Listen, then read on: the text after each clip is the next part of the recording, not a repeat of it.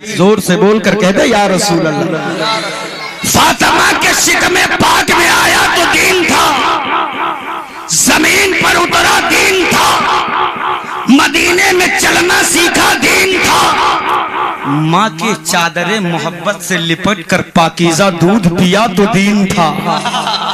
नाना के पुष्ट की सवारी किया तो दीन था, सुल्फे मोहम्मदी से खेला तो दीन, बाबा अली की गोद में बैठकर पाकीज़ा लुक़मे खाया तो दीन था। जोर से तो दीन था। उंगली पकड़कर मदीने के गलियों में कभी शेरे खुदा कभी इमामुल अंबिया के साथ चला तो दीन था। तो दीन था। हाँ, अब जरा हुसैन की अजमत यहाँ से मुलाहिजा कीजिए। मेरा हुसैन कहाँ कहाँ थे तो दीन थे, कहाँ पहुंचे तो दीन की पनाह बन गए। कहते मदीने की गलियों में था तो दीन था। करबला में मुस्तफा के दीन पर आंधियां चलाने का मंसूबा बनाया तो दीन था।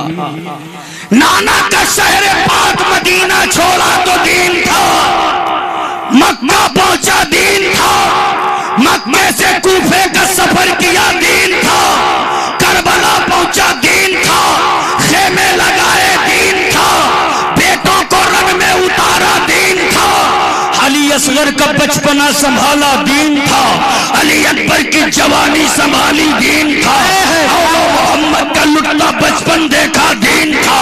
अब्बास के बाजू संभाले दीन था, नाना का अमामा बांधा दीन था। जुल्फ़िकार हैदरी लिया दीन था, जुल्दुल पर सवार हुआ दीन था, रन में उतरा दीन था। यजीदियों के मुकाबिल में आया दीन था, जख्म लगे दीन था, जमीन पर आया दीन था, सजदे में गया दीन था। और जैसे ही मेरा सर तलवार के सद में आई, तेरा हुसैन दीन की पनाह हो गया। वाह, जिंदाबाद जिंदाबाद। अरे जवाब नहीं भाई, जवाब नहीं। माशाअल्लाह माशाअल्लाह, बहुत खूब, बहुत उम्दा। सुभान अल्लाह सुभान अल्लाह। बादशाह हुसैन, दीनस्त हुसैन, दी पनाहस्त हुसैन। वही हुसैन दीन भी, वही हुसैन दीन की पनाह भी। अच्छा, तो बात तवज्जो के काबिल है, बात तवज्जो के काबिल है। करबला के मैदान में यजीदियों ने हुसैन से सर नहीं मांगा, जब मांगा है तो मेरे आका हुसैन से हाथ मांगा है। क्या मांगा है? पॉइंट में नोटेड, समझने की बात। क्यों मांग रहा है हाथ? सर क्यों नहीं मांग रहा? जबकि जब तारीख पढ़ते हैं तो पता चलता है कि जैसे ही आका हुसैन की गर्दन कटी, फिर किसी की शहादत करबला में नहीं हुई। तो जब यजीद प्यासा था हुसैन के सर का, तो 72 जानिसारों की जाने क्यों कुर्बान की? और यजीद तो बार बार कह रहा था हुसैन हाथ दे दो, कुंबा कबीला सब बचा दिया जाएगा। बात सिर्फ हाथ की थी, सिर्फ हाथ की बात थी। हाथ दे देते कोई जंग नहीं थी, हाथ दे देते कोई झगड़ा नहीं था, हाथ दे देते कोई मामला था ही नहीं। सब वही से सुलह होके सब अपने अपने घर चले गए। आखिर हुसैन आजम ने 72 जानों को कुर्बान करके अपनी भी गर्दन कटवा करके अपना हाथ क्यों बचाया? अगर समझने के मूड में हो, सुनना चाहते हो तो 5 मिनट और संभाल लो, बोल लो लहक कर या रसूल। क्या वजह थी? तो जैसे आप मुंबई गए होंगे, देखा होगा कि आज के जमाने में बड़ी बड़ी बिल्डिंगें बनाई जाती हैं। कोई 200 महला की, कोई 70 महला की, कोई 100 महला की, कोई 80 महला की, कोई 25 महला की, देखे होंगे ना?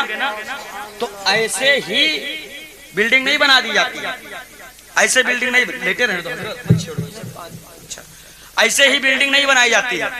बिल्डिंग बनाने के लिए पहले जगह का इंतखाब किया जाता है, जमीन का इंतखाब। मिराज भी समझिए, जमीन का इंतखाब होता है। फिर जमीन से मिट्टी लेकर इंजीनियर जाता है, और इंजीनियर जाने के बाद में उस मिट्टी की आजमाइश करता है, रिसर्च करता है, पूरे तरीके से उसकी पड़ताल करता है, यहाँ की मिट्टी कितना वजन बर्दाश्त कर सकती है। आए है अमा दुनिया की जमीन पर बिल्डिंग बनाना हो तो दुनियादार रिसर्च करे, करबला के मैदान पर जब दीन की इमारत बनाना हुआ तो जो इंजीनियर था कोई और नहीं बल्कि अहमद मुख्तार थे। अरे क्या तवज्जो चाहता हूं, अहमद मुख्तार है। मेरे आका ने बता दिया। इसे इंजीनियर कहता है ना, नक्शा बना के देता है, फिर राज मिस्त्री को बुलाता है, जिसको चुनाई करनी है उसको बता देता है यहाँ पिलर रहेगा, यहाँ टाई बीम रहेगी, यहाँ दीवार रहेगी, यहाँ विंडो रहेगा, यहाँ खिड़की रहेगी, यहाँ बाथरूम रहेगा, यहाँ वॉशरूम रहेगा, यहाँ गेस्ट रूम रहेगा, यहाँ बेडरूम रहेगा, यहाँ लॉन रहेगा, यहाँ फलाना रहेगा, यहाँ धमाका रहेगा। और जब मिस्त्री बना के तैयार कर देता है तो उसके बाद भी आता है वो इंजीनियर, फिर सब देखता है कि मैंने जहाँ जहाँ बताया था वही वही है कि नहीं है। बोलो, बताता है कि नहीं बताता? अब मिस्त्री ने जिस कागज पे नक्शा बनाकर इंजीनियर ने मिस्त्री को दे दिया, अगर मिस्त्री उस कागज को भी खो दे, गायब कर दे, तो इमारत बनाना आसान होगा? अरे बोलो ना भाई, अरे बोलो ना, होगा? क्यों? इसलिए कि उस इमारत के तामीर का नक्शा जो था उसी कागज के टुकड़े पर था। अब आओ पूछो मेरे मौला हुसैन, आखिर आपने गर्दन बचाकर, हाथ बचाकर गर्दन क्यों दे दिया? हाथ दे देते तो 6 माह का असगर बच जाता, हाथ दे देते तो जवान अली अकबर बच जाता, हाथ दे देते तो अब्बास के बाजू बच जाते, हाथ दे देते तो हजरत हसन की निशानी कासिम का खूबसूरत हुस्न बच जाता, हाथ दे देते तो कभी सकीना के जगालों पे थप्पड़ न पड़ते, हाथ दे देते तो कभी ज़ैनब के हाथों में हथकड़ियां न लगाई जाती। क्या वजह है? सारे मजालिम सहकर भी आपने हाथ बचा लिया। तो हम लोग कहते हैं नाना ने बचपन में हुसैन से दीन, जो है बचपन में हुसैन से दीन को बचाने का वादा लिया था।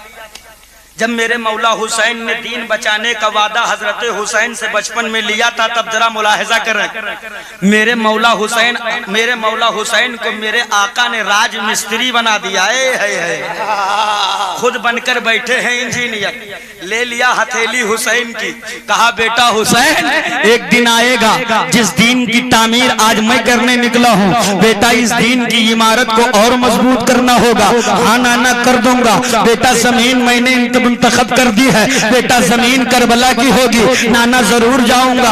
बेटे इतना आसान नहीं है, वहाँ पर तेरे बेटों का खून बहेगा। नाना बहते हुए देख लूंगा, तेरी औलादों को तेरे निगाहों के सामने ज़बह किया जाएगा।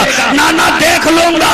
आका फरमाते हैं तो बेटा हुसैन ये दीन की इमारत का नक्शा तेरी हथेली पे दे रहा हूँ बेटा। इसी इमारत के नक्शे को तुझे करबला की जमीन पर उतारना है, इसी को उतारना है बेटा। क्या उतार पाओगे? हाँ नाना उतार दूंगा। अरे नाना मैं आपके दीन की इमारत को इतना मजबूत बनाऊंगा, इतना मजबूत बनाऊंगा, फिर कोई भी आंधी आपके बनी मेरी बनाई हुई इमारत के दीवार को हिला भी नहीं सकती है। अब अगर यहाँ से बस एक आखिरी जुमला दे करके मैं अपनी बात आगे बढ़ा रहा हूँ, अगर सुनने के मूड में हो तो लहक कर कह दो या रसूल अल्लाह। दे दिया इमारत के नक्शा इमाम हुसैन की हथेली पर।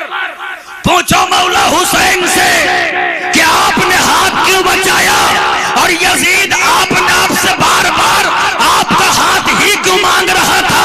तो मेरे मौला हुसैन का जवाब होगा कि यजीद जानता था कि इसी हथेली पर नाना ने दीन की इमारत का नक्शा दिया है। जिंदाबाद जिंदाबाद। अरे वाह वाह वाह वाह, क्या कहिए भाई, जिंदाबाद जिंदाबाद। सलामत रहो भाई, सलामत रहो। क्या गर्दन कट गई, किसी की शहादत न हुई तो पहले ही गर्दन कटा देते, सब बच जाते। अच्छा चलो ठीक है, सब न बच्चे कोई दिक्कत नहीं, शहीद हो गए, अल्लाह की मर्जी थी। लेकिन जवान शहीद हुआ तो समझ में आता है कि वो लड़ने के काबिल था, मुकाबले में गया होगा। क्या गलती रही होगी उस वक्त हजरत इमाम अली असगर की? वो तो गोद में थे ना। क्या जुर्म रहा होगा ओनो मोहम्मद का? वो तो बहुत छोटे छोटे बच्चे थे ना। ए मेरे मौला हुसैन जो मैदान में मुकाबले मरने के लिए उतरा, उसकी शहादत समझ में आई। लेकिन छोटे छोटे बच्चों की शहादत समझ में नहीं आई। देखा कि मौलाना शकील साहब किबला ने बहुत मेहनत और मशक्कत करके चंदा इकट्ठा किया और जो है मदरसे की तामीर करवाने लगे। मदरसे की तामीर के लिए मिस्त्री आया, बड़ी मेहनत से ईंट जमा किया, कंक्रीट जमा किया, बालू जमा किया, सीमेंट जमा किया, सब जमा करके मिस्त्री के हवाले कर दिया। कहा अब मदरसे की इमारत तुझे तामीर करनी। ये बैठे कुर्सी पे देख रहे हैं, मिस्त्री दीवार की चुनाई कर रहा है। कुछ दूर आगे बढ़ता है, पूरा समूचा ईंट उठाता है, हथौड़ी मारता है, ईंट के 2 टुकड़े कर डालता है। बज़ाहिर तो हथौड़ी ईंट पे चला रहा था, चोट मौलाना शकील के दिल पे लग रही थी कि मैं गरीब मुसलमानों से कैसे कैसे पैसा लेके आता हूँ, बेहुदा पूरा ईंट तोड़ के रख देता है। पहुंच गए, ए मिस्त्री ये तेरे बाप का कमाया हुआ माल नहीं है, मुस्तफा जाने रहमत के गुलामों की कमाई हुई दौलत है। क्यों तोड़े जा रहा है? क्यों ईंट के कभी 3 टुकड़े कर रहा है, कभी 2 टुकड़े कर रहा है?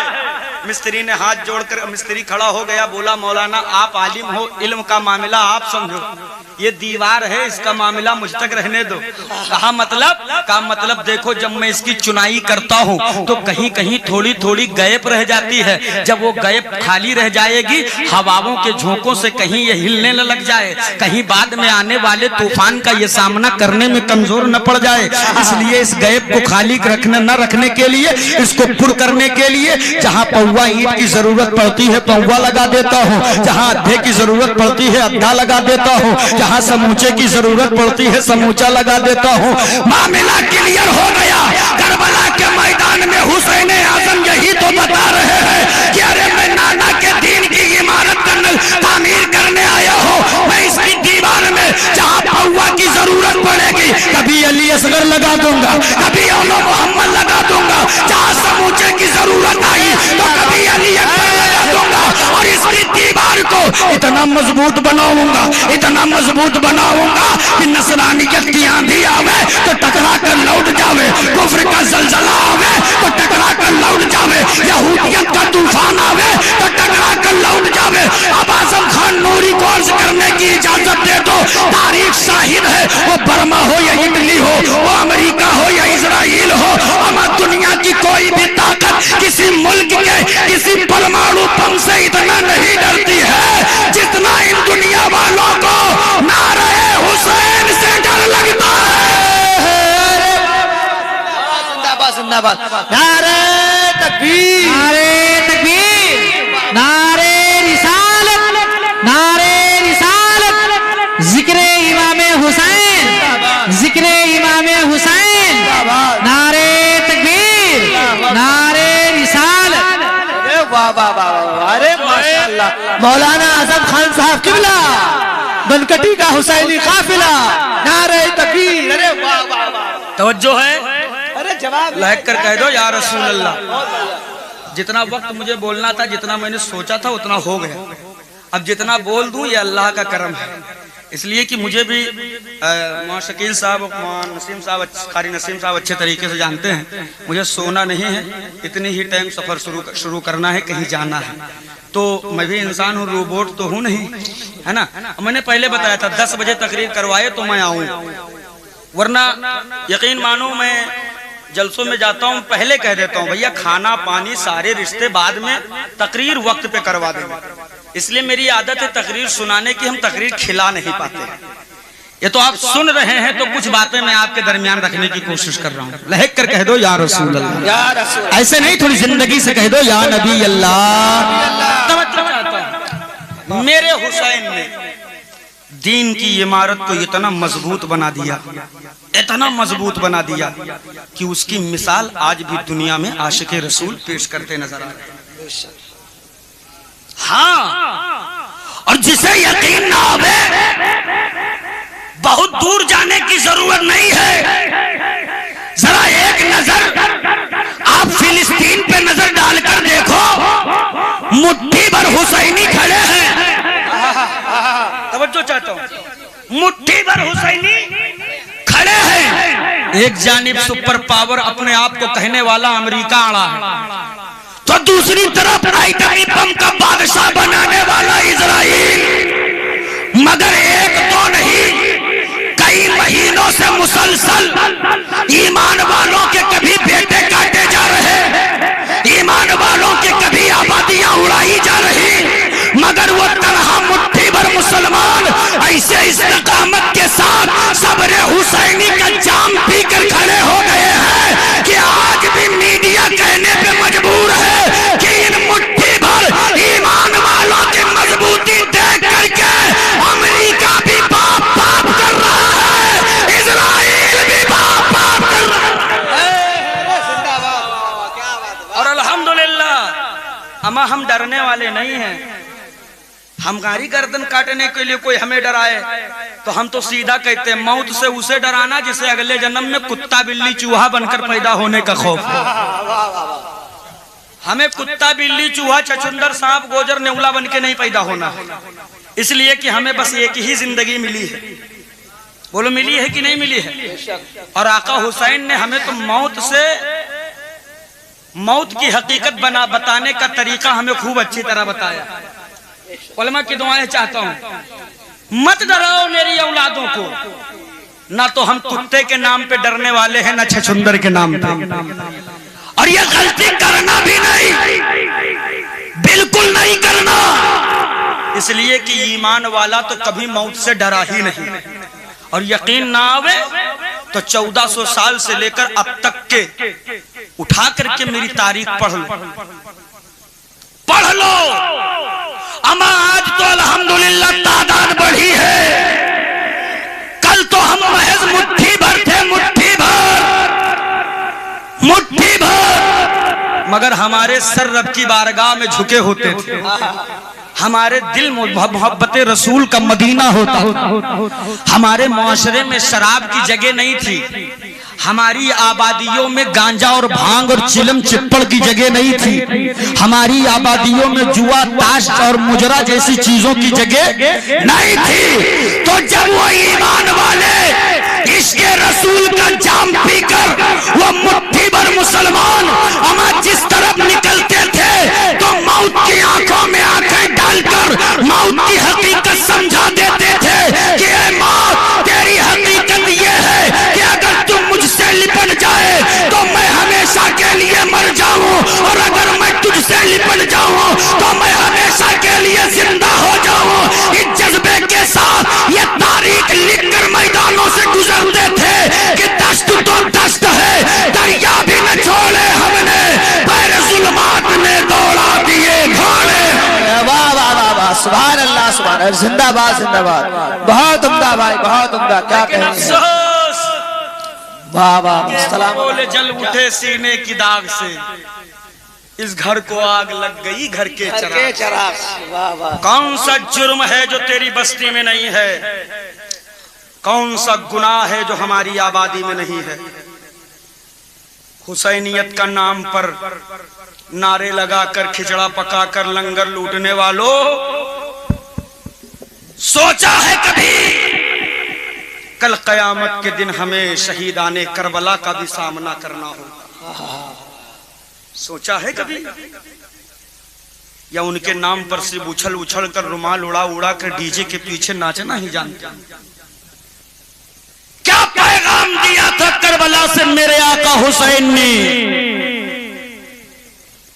क्या बताया था? आज तो कुछ लोग मार्केट में बरसात की मेढक की तरह निकले हैं और वो मुसलमानों को गुमराह करने के लिए अपने नाम के आगे टाइटल लगाया, मैं मौलाई हूं। क्या टाइटल लगाया है? मैं मौलाई हूं। अमा हम सुन्नी फख्र से कहते हैं, सुन, मुझसे बड़ा मौलाई तो नहीं हो सकता। इसलिए फर्क तेरे मेरे में यह है कि तू काला मौलाई है और मैं मदीने वाला मौलाई हूं। बस यही फर्क है। लेकिन अफसोस हजरत, बस 5 मिनट बाद 10 मिनट और आपकी मोहब्बतें और आपकी दुआओं के साहिबान में मैं कुछ बातें करने की कोशिश कर रहा हूं। कौन सा जुर्म है जो मेरी बस्ती में नहीं है? कौन सा गुनाह है जो मेरी आबादी में नहीं है? मेरे माशरे का मेरा बेटा, मेरे घर का जवान, उसे तो पता ही नहीं है कि शरीयत क्या है। उसे तो पता ही नहीं वजू गुस्ल फराइज नमाज वाजिबात कुछ नहीं पता।